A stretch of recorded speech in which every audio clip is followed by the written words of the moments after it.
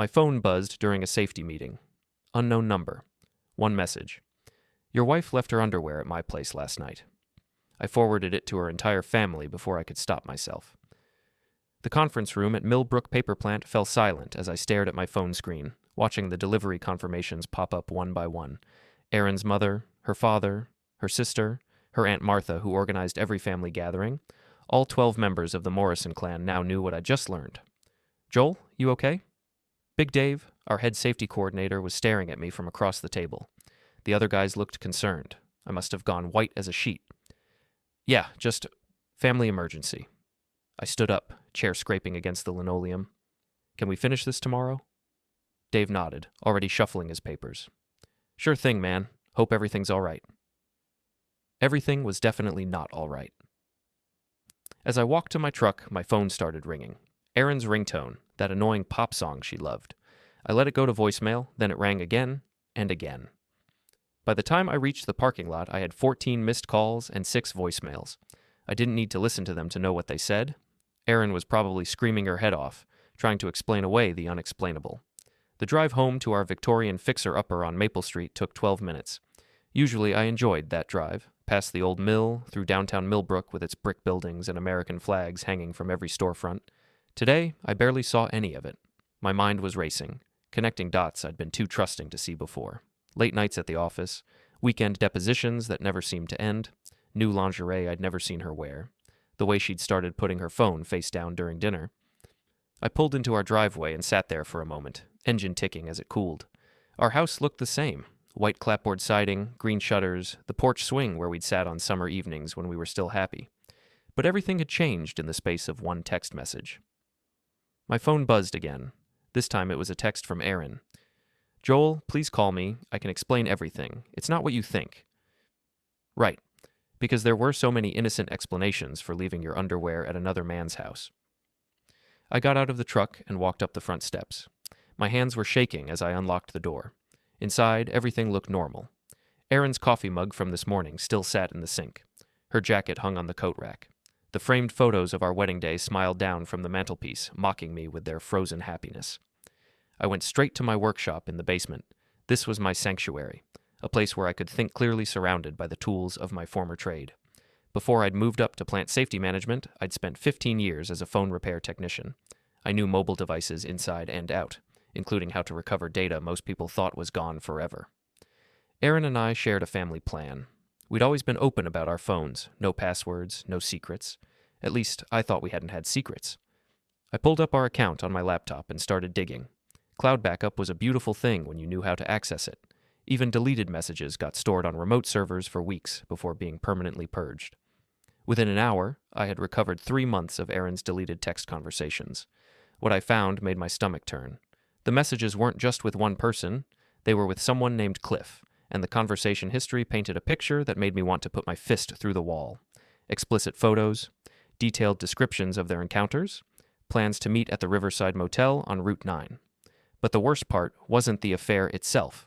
It was the context. Cliff wasn't just some random guy she'd met at a bar. Based on the conversations, he was giving her legal advice. Divorce advice. My wife was cheating on me with her lawyer. I heard a car door slam outside. Through the basement window, I could see Erin's Honda Civic in the driveway. She was home early from work, probably in full damage control mode. Her footsteps echoed overhead as she moved through the house, calling my name. Joel? Joel, are you here? We need to talk. I saved everything to a flash drive and headed upstairs. Erin was standing in the living room, still in her work clothes, a navy blazer and pencil skirt that probably cost more than I made in a week.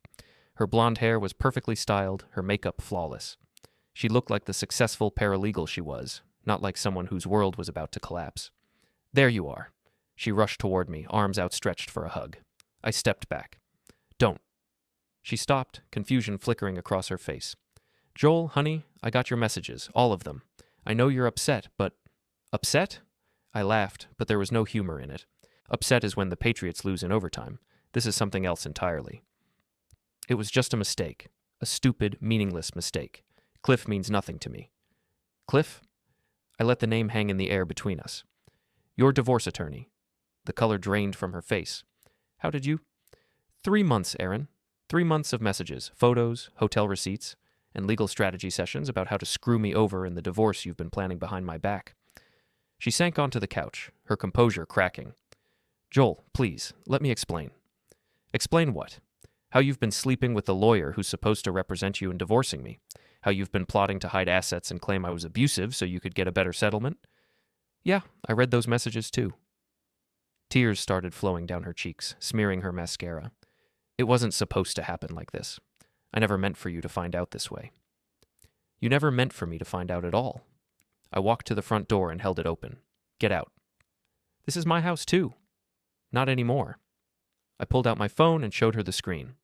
I changed the locks 20 minutes ago, canceled your access to our joint accounts, and filed a complaint with the State Bar Association against your boyfriend. Her mouth fell open. You can't do that? Actually, I can. Turns out there are rules about lawyers sleeping with their clients. Something about conflicts of interest and professional ethics. Who knew? Errand stood up, her sadness transforming into anger. You bastard. You've ruined everything. No, sweetheart. You did that all by yourself. I just forwarded a text message. She grabbed her purse and stormed toward the door, then turned back one last time. This isn't over, Joel. Cliff will destroy you in court. You have no idea who you're messing with. We'll see about that.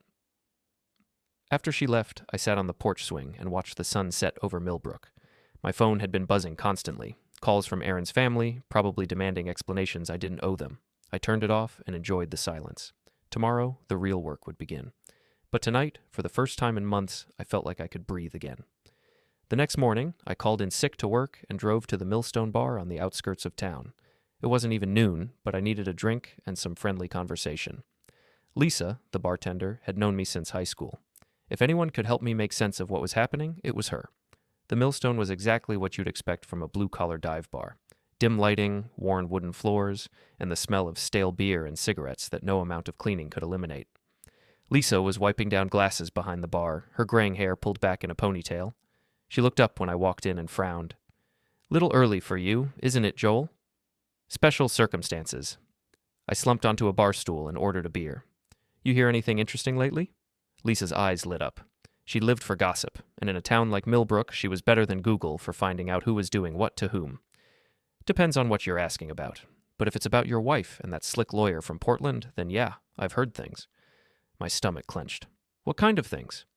Cliff Morrison, no relation to your wife's family, thank God, has been making the rounds in town for about 6 months now. Comes in here sometimes, throwing money around, trying to impress the local girls. Word is he specializes in messy divorces. Messy how? Lisa leaned across the bar, lowering her voice even though we were the only ones there. The kind where wives suddenly remember being abused, where assets disappear right before the papers get filed, where husbands end up broke and homeless while their exes drive off into the sunset with their lawyers. I took a long pull from my beer. How many wives are we talking about? At least 3 that I know of personally, maybe more. He's got a system, Joel. Targets unhappy women with money, offers them legal services, then seduces them and convinces them they're victims who deserve everything. And the Bar Association doesn't care? Hard to prove when the women are willing participants, at least until now. She gave me a meaningful look. I heard through the grapevine that someone filed a complaint yesterday, someone with evidence. I spent the rest of the afternoon at the Millstone, nursing my beer and listening to Lisa's stories about Cliff Morrison's conquests. Each tale made me angrier and more determined to bring him down. This wasn't just about my marriage anymore. This was about stopping a predator who was destroying families for profit. By evening, I had a plan. I drove home and went straight to my workshop. The flash drive with Aaron's recovered messages was just the beginning. If I was going to take down Cliff Morrison, I needed more than evidence of an affair. I needed proof of his pattern of behavior. My brother Mike showed up around 8 o'clock with a six-pack and a concerned expression. Mike was 2 years younger than me, built like a linebacker, and worked as a mechanic at the Ford dealership downtown. We'd been close our whole lives, and he could read my moods better than anyone. Lisa called, he said, handing me a beer. Said you looked like you were planning something stupid. Not stupid, strategic. I showed him the recovered text messages on my laptop screen. Look at this. Mike read over my shoulder, his expression growing darker with each message. Jesus, Joel, she really did a number on you. It gets worse. I pulled up a legal document I'd found in Erin's email. She filed for divorce 3 weeks ago. I just never got served because Cliff was waiting for the right moment to blindside me. What kind of moment? The kind where I'd be so shocked and emotional that I'd agree to whatever settlement they put in front of me. I pointed to another email. Look at this. They were planning to claim I was abusive, get a restraining order, and force me out of the house. Then Errand would get everything in the divorce because I'd look like the bad guy.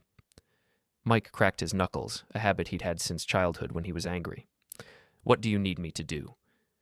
Remember when we were kids, and you helped me spy on Jenny Patterson to see if she was cheating on me? That was 20 years ago, and we got caught. We got caught because we were stupid teenagers. We're smarter now. I pulled up a map on my computer. Cliff lives in a lakeside house about 10 miles outside town. Big, fancy place. Isolated. You want to break in? I want to return something that belongs to my wife. I held up a small package. Her underwear. The ones she left at his place. Seems only right that she should get them back. Mike grinned. And if we happen to see anything interesting while we're there? Then we're good citizens with excellent memories. We drove to Cliff's house in Mike's pickup truck, headlights off, using back roads I'd mapped out earlier. The house was exactly what I'd expected, a modern monstrosity with floor-to-ceiling windows and a 3-car garage. Cliff's BMW was parked in the driveway next to a red sports car I didn't recognize. Looks like he's got company, Mike whispered as we crept through the trees surrounding the property. Through the living room window, we could see Cliff with a woman who definitely wasn't Erin. She was younger, maybe mid-20s, with dark hair and an expensive dress. They were drinking wine and sitting very close together on his leather couch. Another client? Mike asked. Probably. I took photos with my phone, making sure to capture both their faces clearly. Let's see what else we can find. We circled the house, staying in the shadows. Most of the rooms were dark, but Cliff's home office was lit up like a Christmas tree. Through the window, I could see filing cabinets, a large desk covered with legal documents, and a wall-mounted safe that was standing wide open. Cocky bastard, I muttered. Doesn't even bother to lock up his files. Can you see what's in there? I pulled out the small binoculars I'd brought and focused on the safe. Inside were stacks of cash, several USB drives, and what looked like photographs. Blackmail material, maybe? Or evidence he doesn't want found? We spent another hour watching and documenting everything we could see. Cliff and his guest moved to the bedroom around midnight, giving us a clear view of his office. I managed to photograph several legal documents through the window, including what looked like divorce filings for at least 6 different women. As we prepared to leave, I pulled out the package containing Erin's underwear and tied it to Cliff's front door handle with a note. Property of Errand Morrison. Thought you might want to return this to her husband? Think he'll get the message? Mike asked as we walked back to his truck. Oh, he'll get it. The question is what he'll do about it. We drove home in comfortable silence, both of us processing what we'd seen. Cliff Morrison wasn't just a sleazy lawyer having affairs with his clients. He was running a sophisticated operation designed to destroy marriages and steal assets. The cash in his safe, the multiple divorce filings, the pattern of behavior Lisa had described, it all pointed to something much bigger than what had happened to me and Erin. Back at my house, I uploaded the photos to my computer and started building a timeline. If I was going to bring down Cliff Morrison, I needed to be methodical. I needed to be smart, and I needed to be absolutely certain that when I made my move, it would be devastating and final. My phone rang around 2 a.m. Unknown number, but I had a pretty good idea who it was. You made a mistake tonight. Cliff's voice was calm, but I could hear the anger underneath. Did I? I was just returning lost property. Stay away from my house, stay away from me, and tell your wife that if she thinks she can back out of our arrangement now, she's got another thing coming. Actually, I think you're the one who made the mistake, Cliff. See, I know about the other women. I know about your little scam, and I know you're about to lose everything. The line went quiet for a moment, then Cliff laughed. You have no idea who you're dealing with, Joel. I've destroyed better men than you without breaking a sweat. By the time I'm done, you'll be lucky to have a cardboard box to sleep in. We'll see about that. I hung up and smiled. Cliff Morrison had just made his second mistake of the night. His first was leaving his safe open where I could photograph its contents. His second was threatening me directly. Now I had him exactly where I wanted him. The next morning brought chaos. Erin's parents showed up at my house at 7 a.m., demanding answers and threatening lawsuits. Harold Morrison was a retired bank president who'd never liked me, and his wife Margaret was a social climber who thought Erin had married beneath her station. Normally, their disapproval rolled off my back. Today, I was ready for war. This is all your fault, Margaret screeched from my front porch. You drove our daughter into another man's arms with your neglect. Actually, Margaret, your daughter drove herself into another man's bed, multiple times, with her lawyer, who's been coaching her to commit fraud. I held up a folder full of printed emails. Would you like to see the details? Harold's face went red. You're lying. Am I? Here's an email from 3 weeks ago where Errand asked Cliff how to hide our savings account from the court. Here's another one where they discuss claiming I hit her, even though we both know I've never laid a hand on her. And here's my personal favorite, a message where Cliff promises to take care of me in court after he's done taking care of her in bed. Margaret grabbed the papers and started reading. Her expression shifted from anger to shock to disgust. Oh my God. Harold, look at this. I tried to warn you yesterday when I forwarded that text, I said, but you were too busy defending your precious daughter to listen. Now you know the truth. Harold finished reading and looked like he'd aged 10 years in 10 minutes. We had no idea. Of course you didn't. Because Aaron's been playing everyone. You, me, probably Cliff too. The question is, what are you going to do about it? What do you mean? I invited them inside and made coffee while I explained what I'd learned about Cliff Morrison's operation. Harold was a banker. He understood financial fraud when he saw it. By the time I finished laying out the evidence, he was as angry as I was. This man has been using our daughter, Harold said finally. And she's been using me, I replied. The difference is, I'm fighting back. Margaret was crying quietly into her coffee cup. We raised her better than this. Did you? Or did you raise her to think she deserved everything she wanted, regardless of who got hurt? I softened my tone slightly. Look, I'm not trying to destroy Erin, but I'm not going to let her and her boyfriend destroy me either. Harold cleared his throat. What do you need from us? Access to Erin's trust fund records, bank statements, anything that shows money movement in the last 6 months. If Cliff's been coaching her to hide assets, there will be a paper trail. We can get that, Harold said. But what's your end game here, Joel? Justice. For me, for the other women he's victimized, and for every husband who's been destroyed by this scam. They left an hour later with a promise to return with financial records.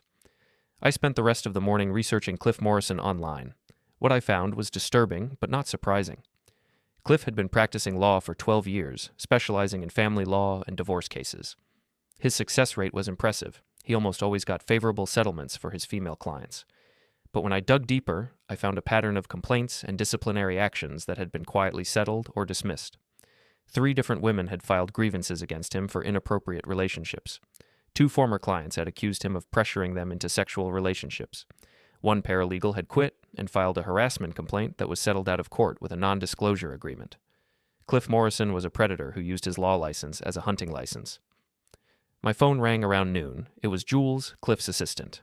I'd never met her personally, but her name had appeared in several of the emails I'd recovered from Erin's phone. Mr. Morrison, this is Jules Brennan. I work for Cliff Morrison's law office. I think we need to talk. About what? About what you found at his house last night, and about what's really been going on with your wife's case. We agreed to meet at a diner outside town, away from prying eyes and listening ears. Jules turned out to be a woman in her 40s with prematurely gray hair and tired eyes.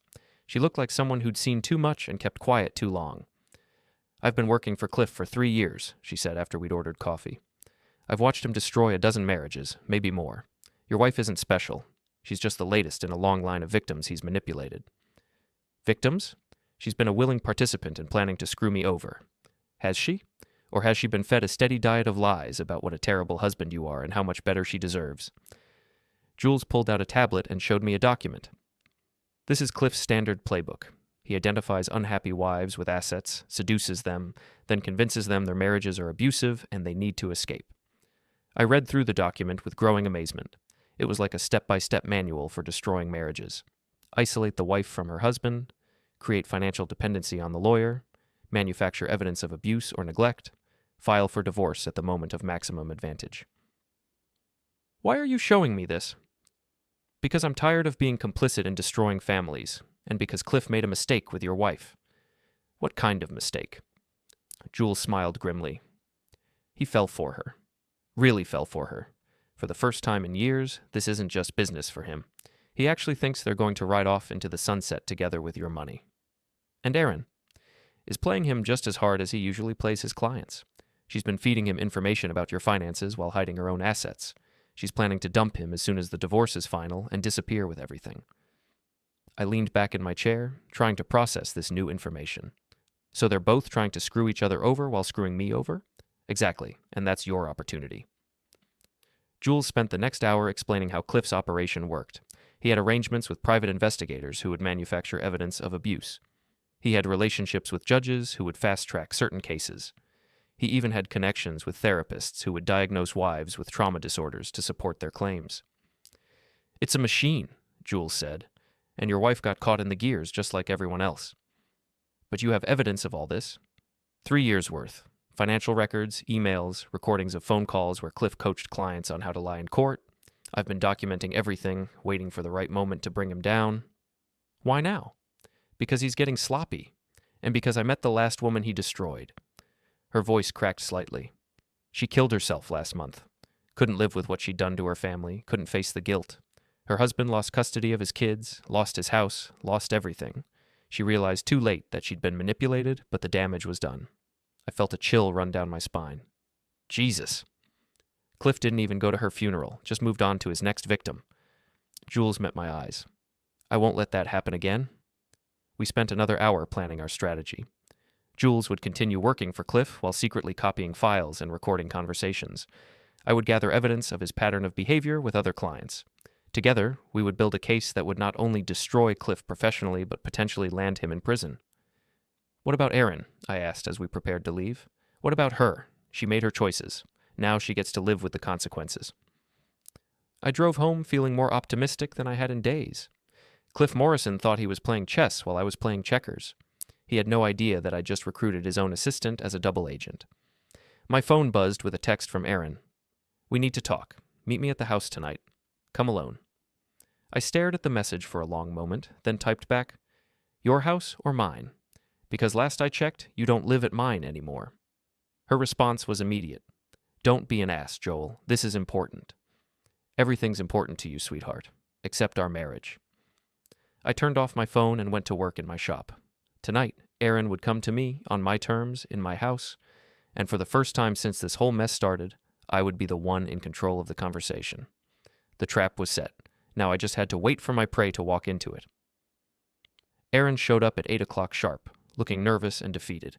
Gone was the confident woman who'd stormed out 2 days ago. In her place stood someone who looked like she hadn't slept in a week. A good. I let her in, but didn't offer her a seat or a drink. She stood awkwardly in the living room, clutching her purse like a life preserver. "Thank you for seeing me," she began. "Cut the crap, Erin. What do you want?" "I want to try to work this out. Between us. Without lawyers." I laughed. "Without lawyers?" "Honey, you've been working with a lawyer for months. I'm planning to destroy me with a lawyer. Sleeping with a lawyer. It's a little late to cut lawyers out of the equation. Cliff doesn't represent me anymore." "Since when?" "Since yesterday. I fired him." She sat down uninvited, her composure cracking. "Joel, I made a terrible mistake. I know that now. But we can fix this. We can save our marriage." "Really? And what changed your mind? The fact that I forwarded your boyfriend's text to your entire family? The fact that I cleaned out our bank accounts? Or the fact that I filed a complaint against him with the state bar?" Erin's face went pale. "You did what?" "Filed a complaint. Turns out lawyers aren't supposed to sleep with their clients. Who knew?" I pulled out my phone and showed her a screenshot. "I also sent copies of your text messages to the local newspaper. They're very interested in doing a story about legal ethics in small-town divorce cases." "You can't do that. Those messages are private." "Actually, they're evidence of a crime. Fraud, to be specific. Conspiracy to commit fraud. Maybe some extortion thrown in for good measure." I sat down across from her, enjoying the panic in her eyes. "But hey, I'm sure Cliff will protect you. That's what lawyers do for their clients, right?" "He's not my lawyer anymore." "Then who is?" Erin didn't answer, which told me everything I needed to know. She was on her own now, cut loose by Cliff the moment things got complicated, just like Jules had predicted. "Let me guess," I continued. "Cliff decided you were too much of a liability, probably told you to work things out with your husband and keep your mouth shut. Sound about right?" Tears started flowing down her cheeks. "Joel, please, I know I hurt you. I know I made terrible choices, but I was confused, and Cliff was so convincing, and I thought, you thought you could have your cake and eat it too. Keep me around as a safety net while you planned your exit strategy with your boyfriend." I leaned forward. "Tell me something, Erin. Was any of it real? Our marriage, our plans, the life we built together?"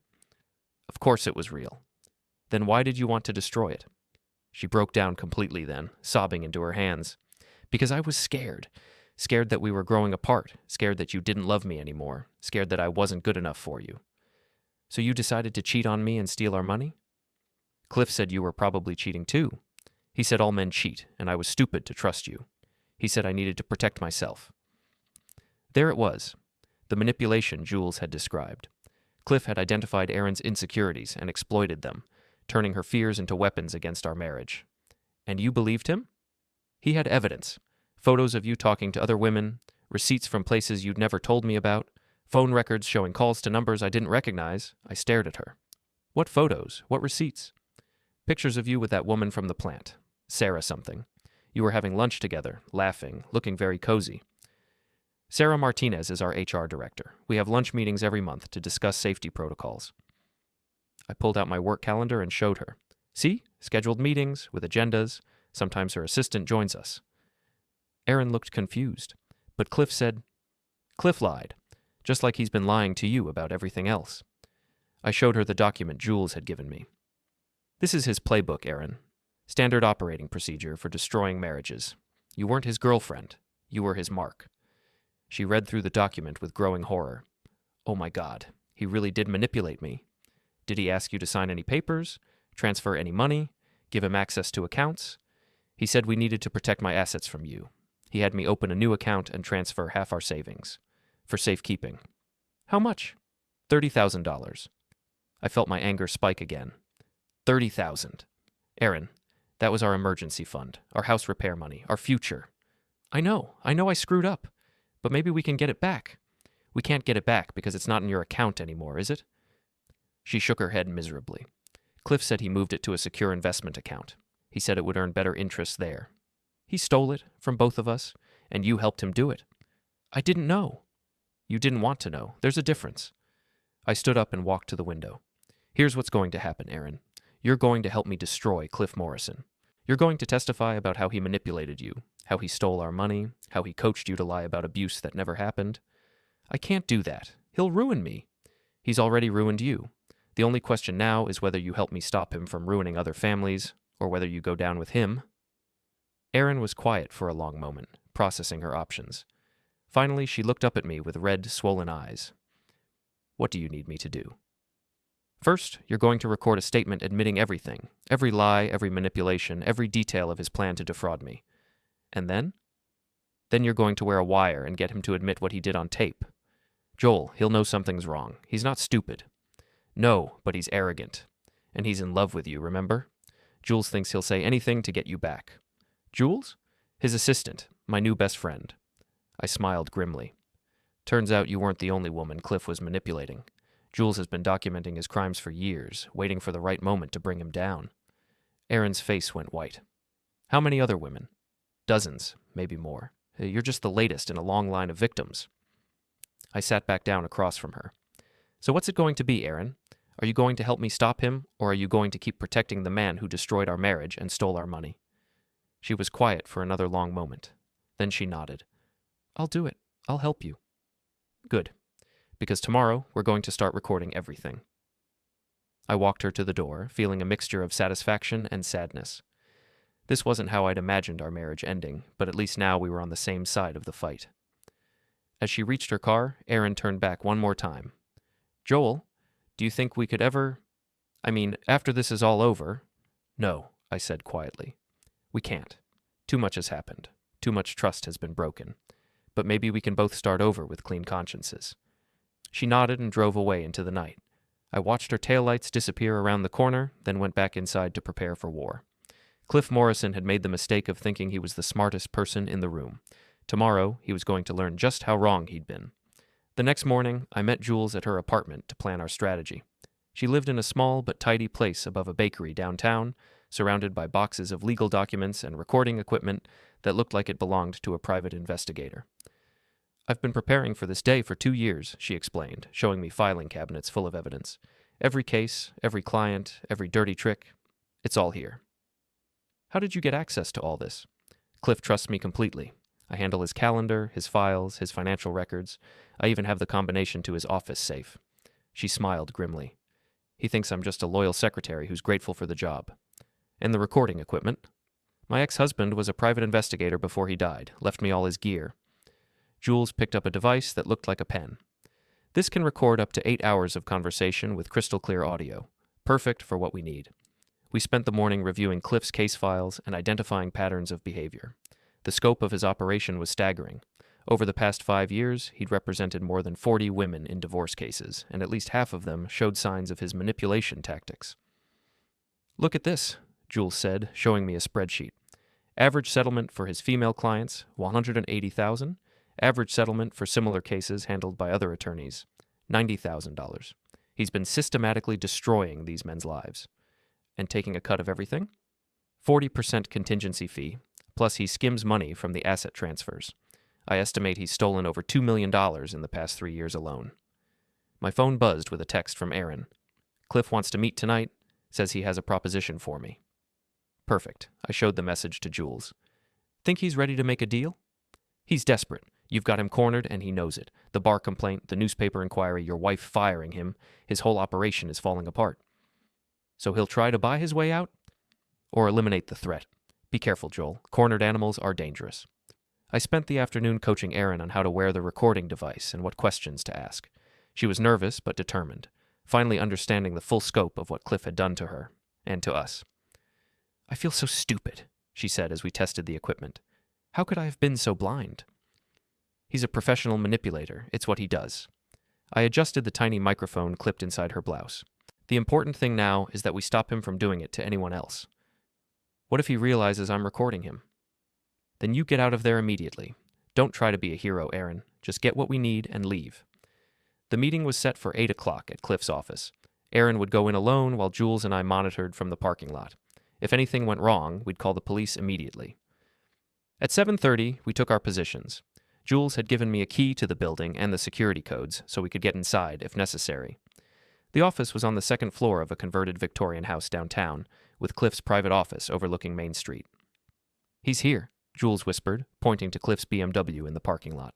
"Right on time." Aaron arrived a few minutes later, looking nervous but determined. We watched her walk up the front steps and disappear inside the building. Then we settled in to wait. The recording device transmitted to a receiver in Jules's car so we could hear everything in real time. Cliff's voice came through clearly as he greeted Aaron in his office. "Sweetheart, I'm so glad you came. I was worried you'd decided to side with that loser husband of yours." "I'm not siding with anyone, Cliff. I just want this nightmare to end." "It can end. Tonight. But I need you to trust me one more time." "Trust you after everything that's happened?" "Everything that's happened is your husband's fault, not mine. He's the one who violated your privacy by reading your messages. He's the one who filed false complaints against me. He's the one who's trying to destroy both of us." I clenched my fists, listening to Cliff's lies. Even now, caught red-handed, he was still trying to manipulate the situation. "But you did steal our money," Aaron said. $30,000 from our joint account." "I protected your money. There's a difference. Joel was planning to hide it from you in the divorce. I made sure you'd have access to your fair share." "Where is it now?" "Safe, and it can stay safe, earning interest until this whole mess blows over. But I need you to do something for me first." "What?" "I need you to recant your statement to the Bar Association. Tell them you were coerced by your husband, that you lied about our relationship to hurt me." There was a long pause. Then Aaron's voice, carefully controlled. "You want me to lie?" "I want you to tell the truth, that Joel forced you to make false accusations because he was jealous and vindictive. And if I don't?" Cliff's tone changed, becoming cold and threatening. "Then you'll go down with me? I have evidence of your participation in hiding assets, Aaron. Emails where you agreed to lie about abuse. Financial records showing you willingly participated in moving money. If I go down for ethics violations, you go down for fraud. You're blackmailing me." "I'm protecting us both. We're in this together, sweetheart. We always have been." "What about the other women? Sarah Chen, Jennifer Walsh, all the others you've manipulated? What about them? They got what they wanted, freedom from their loser husbands and enough money to start over. Everyone won. Their husbands didn't win. Their husbands were dead weight, just like Joel. We did those women a favor by showing them what they deserved." Jules and I looked at each other in amazement. Cliff was actually admitting to his systematic manipulation of clients, recorded in crystal clear audio. "I need time to think about this," Aaron said. "You don't have time. The bar hearing is tomorrow morning. Either you're with me or against me." "And if I'm with you?" "Then we disappear. I've got accounts in the Cayman Islands, a house in Costa Rica. We can be gone by tomorrow night, living like royalty on the money we've earned. Earned? Taken, stolen. Call it whatever you want. The point is, we'll be rich and free, and Joel will be left with nothing. That was enough. I signaled to Jules, and we quietly entered the building. The stairs creaked slightly as we climbed to the second floor, but the sound was masked by Cliff's increasingly agitated voice. I love you, Aaron. I know this started as business, but it became something more. We can have a life together, a real life, if you just trust me one more time. I trusted you before, and look where it got me. It got you everything you ever wanted. Freedom, money, a man who appreciates you. It got me divorced from a decent man who loved me, estranged from my family, and threatened with criminal charges. We reached the top of the stairs and could see into Cliff's office through the partially open door.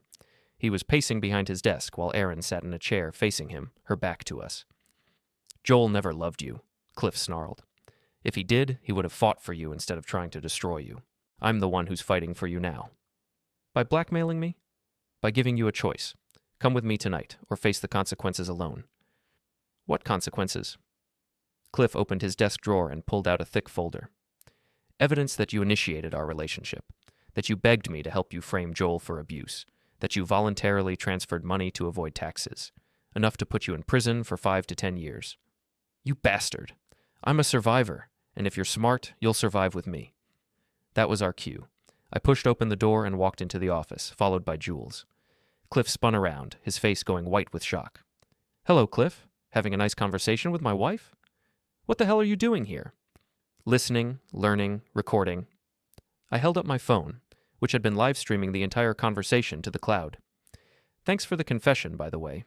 The police are going to love hearing about your offshore accounts and your plans to flee the country. Cliff lunged for his desk drawer, but Jules was faster. She grabbed the folder of evidence while I blocked his path to the door. It's over, Cliff, Jules said. I've been documenting your crimes for years, waiting for the right moment. Thanks to Joel and Erin, we finally have everything we need. You can't prove anything. Actually, we can.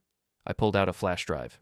3 years of financial records, 47 cases showing your pattern of manipulation, recordings of you coaching clients to lie in court, and now, thanks to tonight's performance, a full confession of your intent to flee the country with stolen money.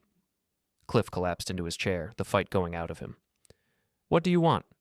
Justice, for me, for Erin, for all the families you've destroyed. I looked at my wife, who was removing the recording device from her blouse. You did good, Erin. You got everything we needed. She nodded, tears streaming down her face. I'm so sorry, Joel, for all of it. I know, and I forgive you. But this isn't about us anymore. This is about making sure Cliff never hurts anyone else. We called the police and waited while Cliff sat in stunned silence, his empire crumbling around him. Jules had already contacted the state attorney general's office and the FBI about the interstate fraud charges. By morning, Cliff Morrison would be in custody, facing decades in prison. As we waited for the police to arrive, I felt a strange sense of peace.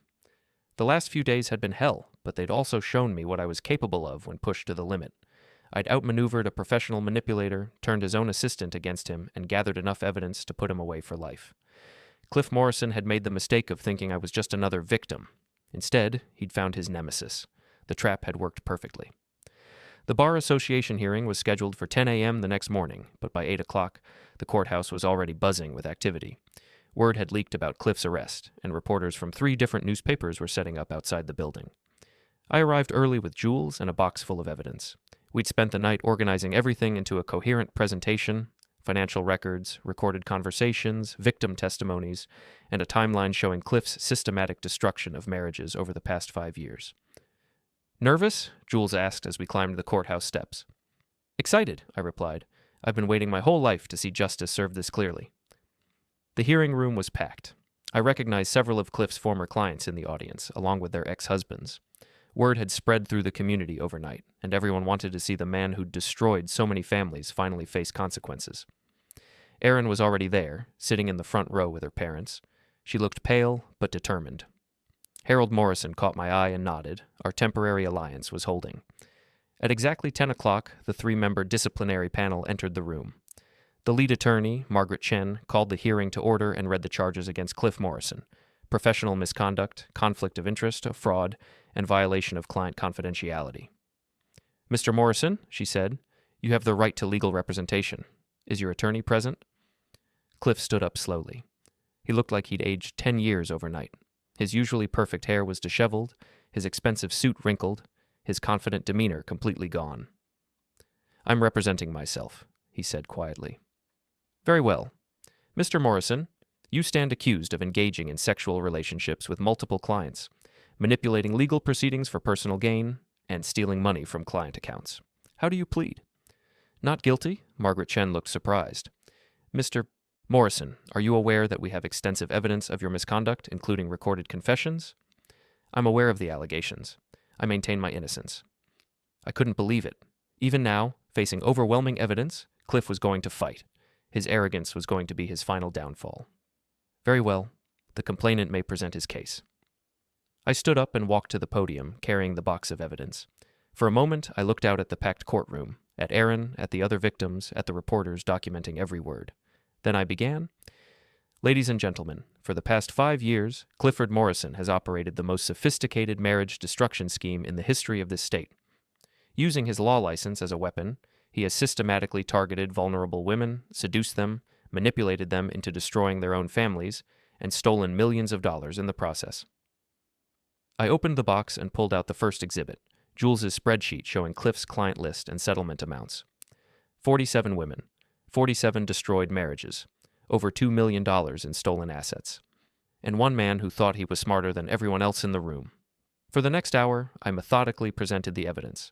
Financial records showing money transfers to Cliff's personal accounts, recordings of him coaching clients to lie about abuse, emails detailing his manipulation tactics, testimony from Jules about his standard operating procedures. The panel listened in stunned silence as the scope of Cliff's crimes became clear. This wasn't just a case of professional misconduct, it was organized fraud on a massive scale. "And finally," I said, "we have Mr. Morrison's own words from last night." I played the recording of Cliff's conversation with Errand, his voice filling the courtroom as he admitted to manipulating clients, stealing money, and planning to flee the country.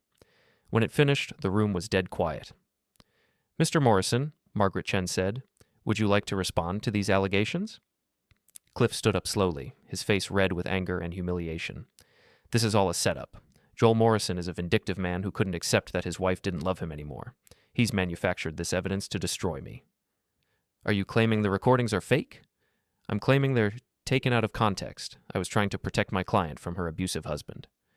"Which client? You've been recorded making similar statements about multiple women." Cliff faltered. That's not. The context is important." "Mr. Morrison, we also have testimony from your assistant, Jules Brennan, detailing your systematic manipulation of clients. Are you claiming she's lying as well?" "Jules is a disgruntled employee who worked for you for 3 years and documented your crimes in meticulous detail." Margaret Chen held up one of Jules's files, including your confession to her about using sexual relationships to control client decisions. The hearing continued for another 2 hours, with witness after witness testifying about Cliff's manipulation and abuse. Sarah Chen, one of his former clients, broke down crying as she described how he'd convinced her to leave her husband and then abandoned her when the money ran out. Jennifer Walsh testified about how Cliff had coached her to make false abuse allegations, then demanded sexual favors in exchange for legal representation. Her ex-husband, Tom Walsh, testified about losing custody of his children based on lies Cliff had helped fabricate. With each testimony, Cliff seemed to shrink further into his chair. His denials became weaker, his explanations more desperate. By the end of the hearing, even he seemed to realize that his career was over. "Mr. Morrison," Margaret Chen said finally, "based on the evidence presented today, this panel finds you guilty of professional misconduct, fraud, and violation of attorney-client privilege. You are hereby disbarred from practicing law in this state, effective immediately." The courtroom erupted in applause. Several of Cliff's victims were crying with relief. I felt a surge of satisfaction unlike anything I'd ever experienced. "Furthermore," Margaret Chen continued, "we are referring this case to the State Attorney General for criminal prosecution. Mr. Morrison, you should expect to be charged with multiple felonies within the next few days." Cliff stood up unsteadily, his face ashen. "This isn't over," he said, looking directly at me. "I'll appeal. I'll fight this." "With what money?" I asked. "The FBI froze all your accounts this morning. Your house is being seized as evidence. Your offshore accounts are being investigated by federal authorities. You're broke, Cliff, and you're going to prison." As Cliff was led away by court security, I felt a hand on my shoulder. It was Harold Morrison, Aaron's father. "Thank you," he said quietly, "for showing us the truth about what our daughter was involved in." "She was a victim too," I replied. "Cliff manipulated her just like he manipulated all the others." "But she chose to help you stop him. That counts for something." I looked over at Erin, who was talking quietly with one of the other victims. She caught my eye and smiled sadly. We would never be married again, but maybe we could find a way to be friends. Outside the courthouse, reporters surrounded me with questions. I kept my answers brief and factual, letting the evidence speak for itself. Jewel stood beside me, finally free to tell her story after years of silence. "How does it feel to bring down such a powerful man?" one reporter asked. "It feels like justice," I replied. "For me, for my wife, and for all the families Cliff Morrison destroyed. What's next for you?" I thought about that for a moment. "I'm going to go back to work, fix up my house, and try to rebuild my life. But first, I'm going to make sure every one of Cliff's victims gets their money back." That afternoon, I met with the FBI agents investigating Cliff's financial crimes. They'd already identified over $3 million in stolen assets, hidden in various accounts and investments. The recovery process would take months, but eventually, most of the victims would get their money back. As I drove home that evening, I felt a sense of closure I hadn't expected. The past week had been the worst of my life, but it had also shown me what I was capable of when everything was on the line. I'd faced down a predator and won. I'd protected other families from the same fate that had befallen mine. I'd proven that sometimes the good guys really do win. Cliff Morrison was finished. His law license was gone, his money was gone, his freedom would soon be gone. He'd spent years destroying other people's lives, and now his own life was destroyed in return. Some might call it revenge. I preferred to think of it as justice, served cold and complete. My phone buzzed with a text from Mike. "Drinks at the Millstone to celebrate?"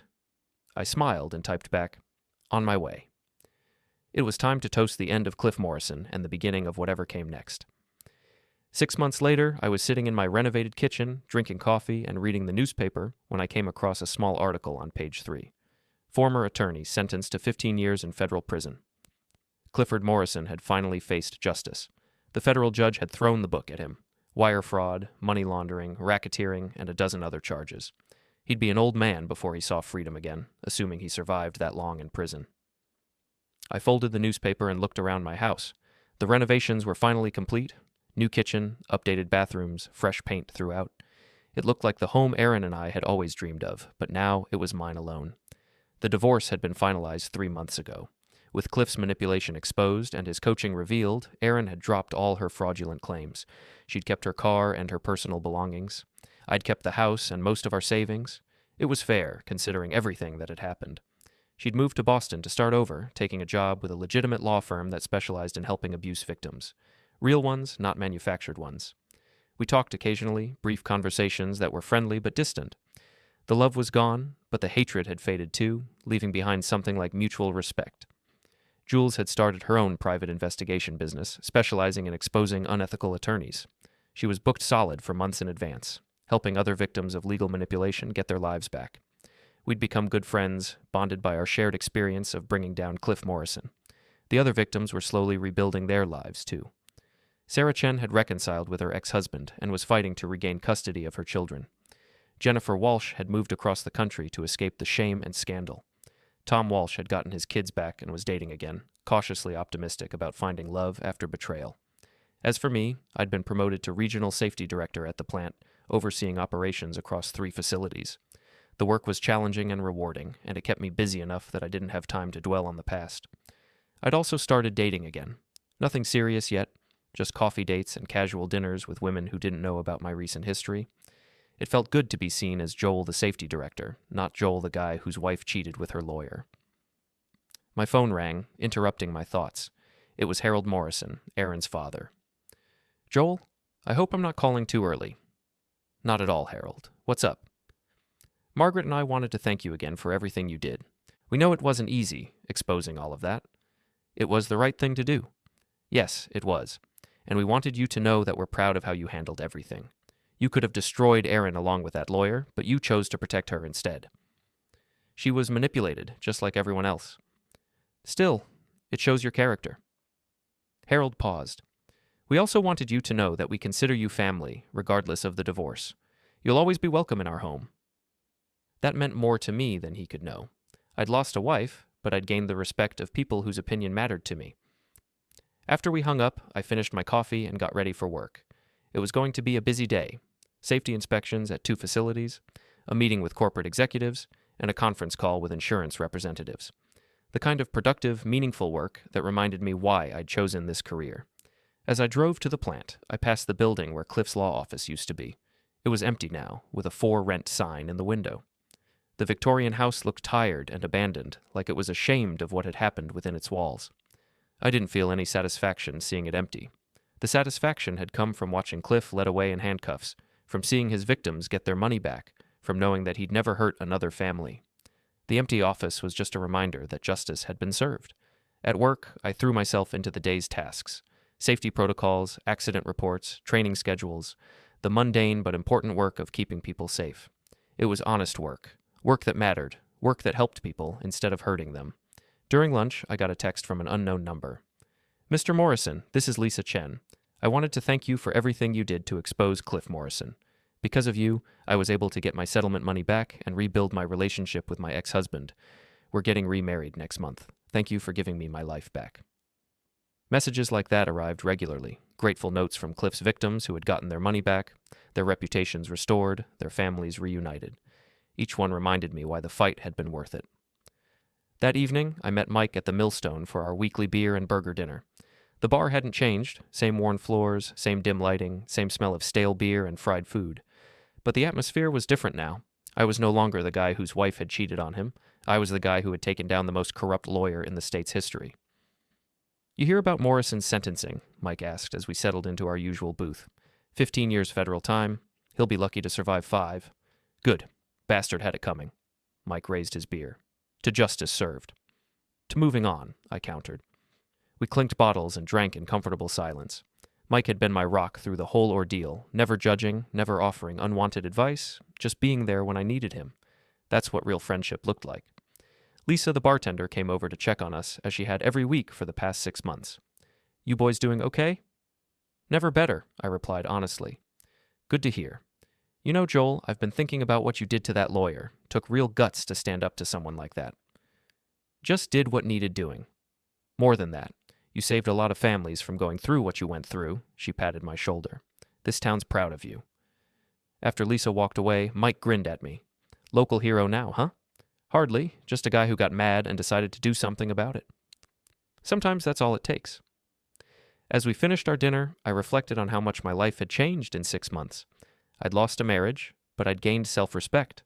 I'd been betrayed by someone I loved, but I'd discovered strength I didn't know I possessed. I'd been victimized by a predator, but I'd turned the tables and become the hunter instead. Most importantly, I'd learned that sometimes the good guys really do win, but only if they're willing to fight for it. Driving home that night, I passed the cemetery where Cliff's last victim was buried, the woman who had killed herself rather than live with the guilt of what she'd been manipulated into doing. I stopped and left flowers on her grave, as I did every month. "It's over," I told her headstone. "He can't hurt anyone else now." The wind rustled through the trees, carrying away my words and my last lingering anger. Cliff Morrison was in prison where he belonged. His victims had gotten justice and compensation. The system had worked, slowly and imperfectly, but it had worked. Back home, I sat on my porch swing and watched the stars come out over Millbrook. This was my town now, my home, my life. I'd fought for it and won it, and no one could ever take that away from me. My phone buzzed with a text from a woman named Amanda, someone I'd met at a safety conference the week before. She was asking if I wanted to have dinner on Friday. I smiled and typed back, "I'd like that."